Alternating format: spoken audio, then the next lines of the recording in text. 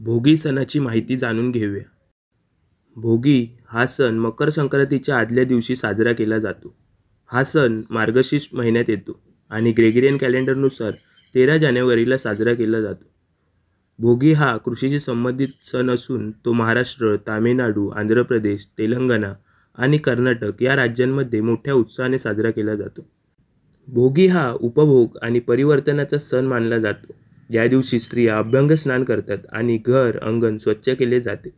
पहाटे जुन्या व नको असलेल्या वस्तू एकत्र करून शेकोटी पेटवली जाते। याचा अर्थ जुने टाकून नवीन जीवन सुरू करणे।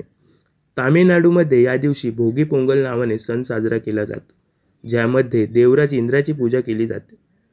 या सणाच्या वेळी वांगी, गाजर, मटार आणि तिळाचे पीक भरघोस प्रमाणात तयार होते।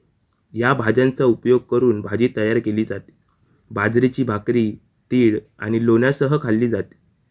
मुगाच्या डाळीची खिचडी या दिवशी विशेषतः केली जाते। बाजरी आणि तीळ उष्ण गुणधर्माचे असल्यामुळे थंडीत शरीराला उष्णता देण्यासाठी हे पदार्थ आहारात समाविष्ट केले जातात।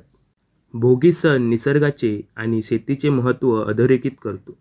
जुने टाकून नव्या गोष्टी स्वीकारण्याचा संदेश देतो।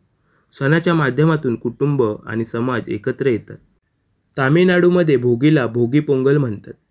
आंध्र प्रदेश आणि तेलंगणामध्ये या सणाला भोगी पंडिगाई असेही म्हणतात।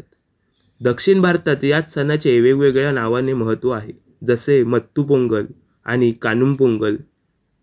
हा व्हिडिओ आवडला तर लाईक करा आणि या प्रकारचे असे अजून नवीन व्हिडिओ पाहण्यासाठी साहित्य मराठी चॅनलला सबस्क्राईब करा।